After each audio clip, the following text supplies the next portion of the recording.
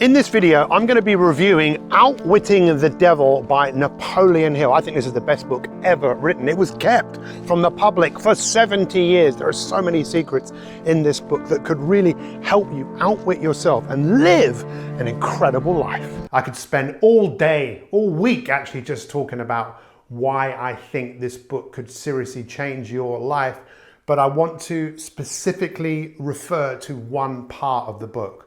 Look, Napoleon Hill has massively affected positively so many people. He spent 25 years interviewing 500 people, people like Thomas Edison, Henry Ford, Alexander Graham Bell, the people who have massively impacted our lives to this day. And you know what? Success always leaves clues. But what is really incredible about this book, it was written in 1938, and Napoleon Hill's wife basically said, do not get this book published.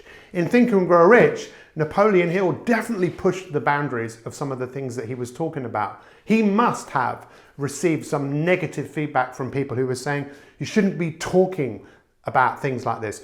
Censorship. He was talking about sexual transmutation, about the energy, the sexual energy that human beings have. We need to be very careful about that energy. He was talking about cosmic habit force.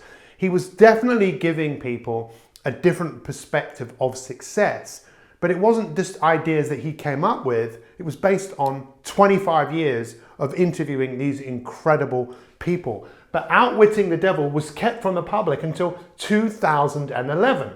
And I think it's so important for people to understand what this book is about. There are 12 chapters, but I want to focus on the chapter that really focuses on drifting. Now, you might see, those of you that follow my work, you often see that I have a duck, and a duck is a big part of who we are. I've written a book called Shut the Duck Up. For me, the duck is what Napoleon Hill refers to as the devil. The devil is the voice in your head, you know, the part of you that wants you to stay where you are, wants you to be who you were in the past, just wants you to be like everyone else, give in to temptation, be a consumer, and just exist. And I think today, in today's world, we have a choice. We can live a life of vice, or we can live a life of virtue. So what is vice? Vice is the temptations that so many of us give into. The vice of gambling, the vice of all these different addictions, over consuming food, alcohol, sex, drugs, all of these things which are designed to take our attention away from being free thinkers. And in the book, Outwitting the Devil, Napoleon Hill really said something at the time which was quite controversial, which was how people are indoctrinated through school, education, family, religion, to not be free thinkers. Now, for me personally, I was not a massive fan of the institution of school. School for me was about learning facts and figures that I had to regurgitate. And I had a real problem remembering information. So guess what? I didn't do particularly well in school. I left school feeling very, very insecure, like I actually was the problem.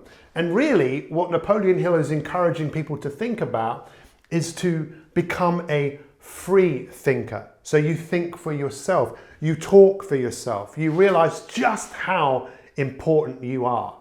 And in Think and Grow Rich, he talks about the fact that he reckons 98% of people are drifting. 98% of people are giving in to temptation. 98% of people are just going through the world doing what everyone else is doing.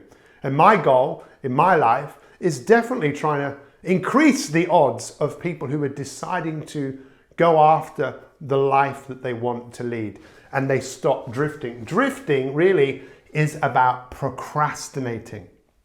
So if you were going to take a moment to think, how much time in your life do you put things off? How much time in your life do you give into temptation? Because drifting can lead to you losing control, you being lazy, and you giving into what I think is the biggest disease in the world, which is just being comfortable.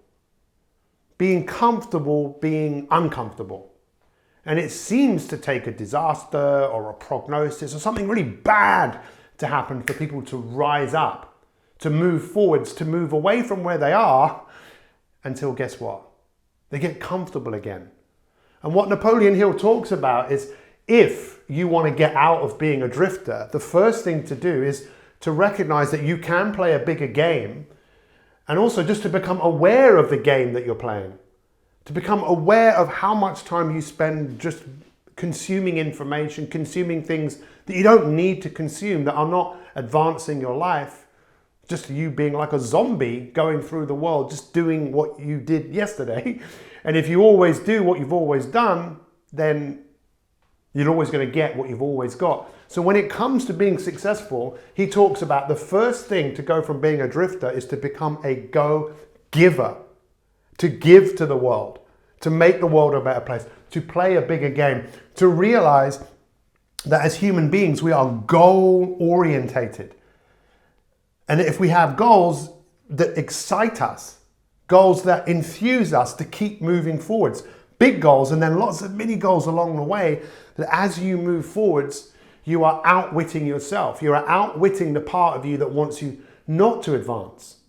Now, we've spoken about this on other videos that, look, in the evolution of man, once upon a time, we didn't need to free think. All we needed to do was survive. That's what life is. And today, if you just want to survive and just exist, that's fine, but you don't have to. You can outwit yourself, you can outwit the devil, you can outwit the duck, whatever you think about this part of you that wants you to stay where you are. But look, the part of you that's got you to watch this video to this point, that's the part we want to talk to. That's the part that we really want to choose a life of virtue. If you notice, I've actually spelt the word vice wrong. It's spelt with a C. Because in school, we're taught how to spell. But today, you know what? You don't really need to know how to spell.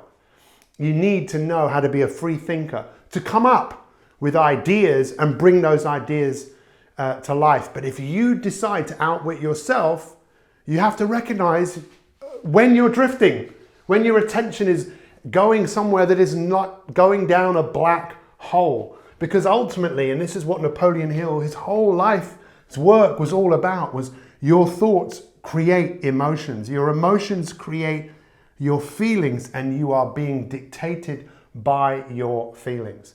In the work that we do and with all the videos that we do, you see me holding this.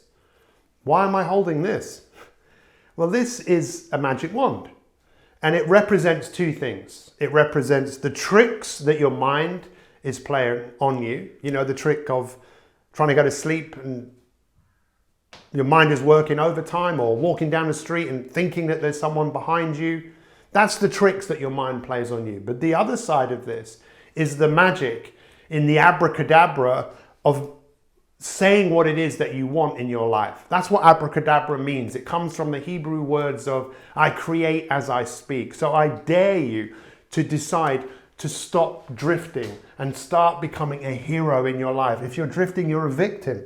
You're a victim of temptation, and you're not alone. It's just whether you actually want to be the change that you want to see in this world. A great life, it doesn't happen by chance. It happens by design. This is a book I would really encourage everyone not only to read, but to bring the meaning of this book to life. You are more than you are today. You are whoever you choose to become. Stop drifting and start flourishing like never before. Thanks for watching, and we'll see you next time.